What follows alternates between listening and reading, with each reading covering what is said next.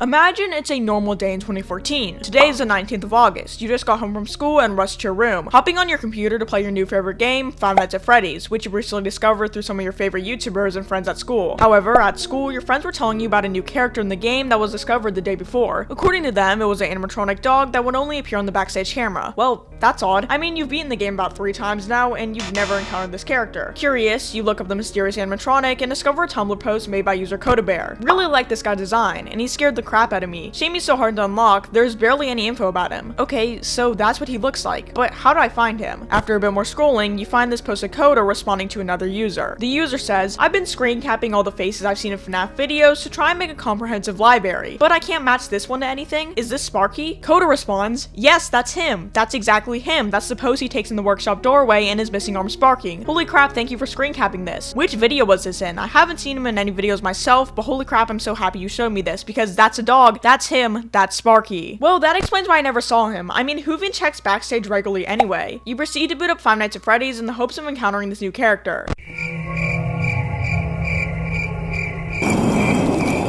I think this was a During the beginning era of FNAF, aka 2014 and 2018, or the 2010s, minus 2019 because we do not speak of that year, FNAF fans had a weird quirk of whenever the newest game dropped to immediately boot up Photoshop and make some dumb edit, usually of a character, and then proceed to post on every social platform they had saying, guys look, new obscure super hard to find animatronic. And for some reason, up until like FNAF 4, fans would seemingly fall for this every single time. Primarily because I mean it was the 2010s, but also because Scott Cawthon was notorious for shoving in a bunch of Easter eggs into his games. So when FNAF games first dropped, fans had to distinguish if a screenshot online was presenting a real Easter egg or a fake Easter egg, which the fandom has deemed FNAF Hoaxes. Because I mean, it's literally a hoax in FNAF, what do you expect? FNAF Hoaxes started as a believable, fun little troll in the fandom to a terrible, obviously fake, annoying habit. So why not take a look at FNAF Hoaxes and its sad, gradual decline?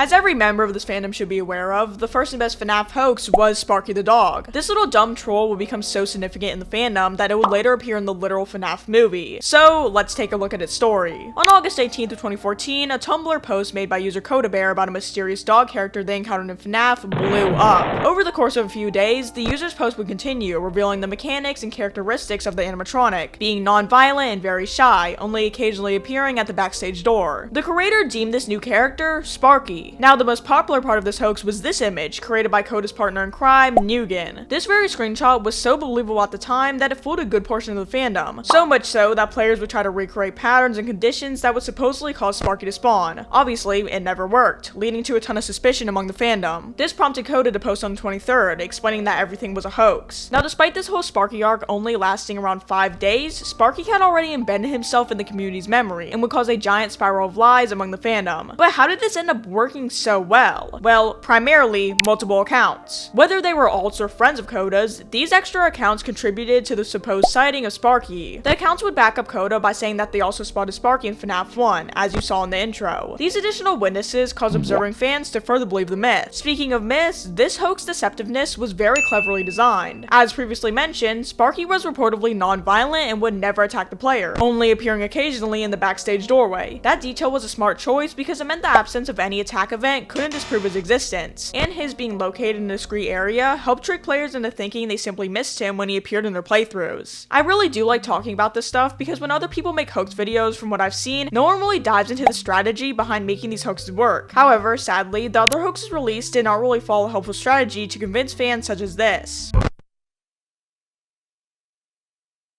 After the creators of Sparky gained a ton of fame, other Photoshop and Blender amateurs eagerly waited for the second FNAF game to come out to try and get their own 5 minutes of fame. The major hoax of this era was definitely the purple guy animatronic. Unlike Sparky, which came from a Tumblr thread with multiple contributors, this hoax had a pretty clear single author, being RoXO 1987. His hoax, the purple guy animatronic, debuted on the YouTube video 5 Nights at Freddy's 2 Purple Man / Fun Guy Found. I'll roll the clip.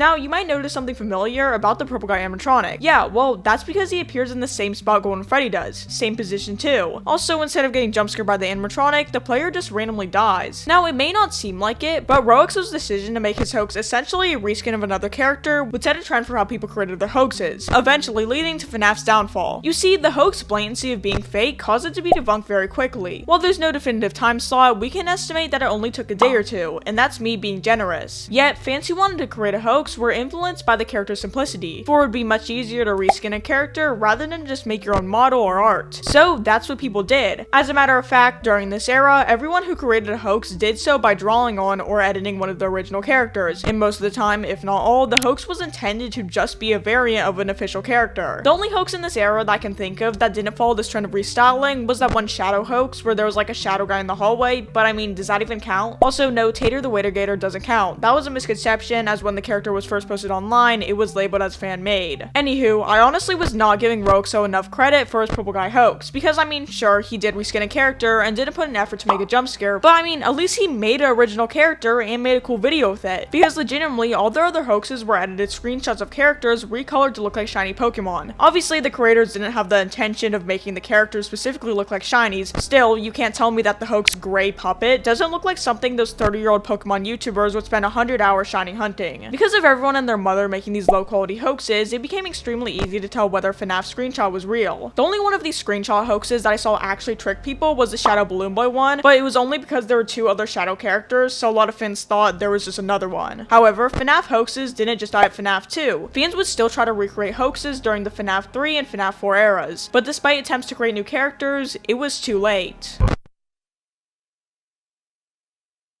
For context, during the time period when FNAF 3 and 4 were released, FNAF fans collectively figured out that it was possible to view the files within the FNAF games. While some people had done this before, this was around the time when everyone started to do it, and others began to identify it as good evidence. With this, they were able to sure disprove any of the other hoaxes prior. So you're probably thinking, with this new knowledge, why would anyone still attempt to create FNAF hoaxes? Well, I'm not really sure, but hoax creation did decrease dramatically. For FNAF 3, we only really got Salvage and Phantom Bonnie, which, if you notice, were both based on theories or confusion about the game at the time. In other words, the only way to fool some people, primarily those who weren't on social media as much and didn't have computers, was to use items or concepts the FNAF community was unsure of or questioned. Now, as for FNAF 4's hoaxes, there was really only one, being Nightmare JJ, just another sloppy reskin. However, we aren't here to talk about the hoaxes for FNAF 3 and 4. We are talking about why and how FNAF hoaxes didn't work anymore. As previously mentioned, the ability to look into the files was a pretty huge contributor, but there were many others. One of the major ones was definitely just the evolution of the fandom. Due to the excessive amount of hoaxes prior, fans were much more wary of what they saw from now on, and many would easily dismiss screenshots as fake if not provided with solid evidence. Also, due to the sheer popularity of the game, if not a single supposed Easter egg was spotted in a YouTuber's Let's Play, recorded on a wiki page, or posted online by other users, fans would easily know whether or not the Easter egg was real, because obviously a first and only sighting would be extremely strange in a fandom this large. Oh yeah, a lot of people didn't seem to notice or acknowledge this, but creators of FNAF hoaxes would obviously, with the internet being the internet, receive backlash. Even the Sparky and Purple Guy hoaxes got backlash, but the reason they didn't get a ton was that these hoaxes were original, cool, and pretty interesting. Now, when you take that all away, you get a majority of backlash directed to the trend following FNAF hoaxes we previously discussed earlier in the video. And when others see people create these things that maybe they wanted to create or were going to post, they back out because they don't want to get hated on. This leads to fewer and fewer people participating in the trend, and those who do try to make theirs appealing or seemingly better. But at that point, the trend's practically dead, and you will get clowned on for still trying to participate. Yet, despite all of this, you can and most likely will find people to this day talking about how they used to fall for these hoaxes. Yes, even these back in the day. So with all of this, how did what seems like a majority of the fandom fall for the hoaxes? Well, there is a pretty simple answer to this, and it's just that the majority of these fans nowadays talking about how they fell for the hoaxes were little kids at the time. Typically, when you're a little kid, hopefully, you will not be on any social media platform besides YouTube. All of the debunking was going on Steam threads, Reddit, Tumblr, Amino, Discord, etc. The fans who were on these platforms who knew about the fakeness of the hoaxes were teenagers and probably some preteens who have now grown up and most likely left the fandom. Hence, there is now this general concept that the FNAF hoaxes were believable things that fooled practically the entirety of the fandom, even though they very much were not. So, what did this all even mean?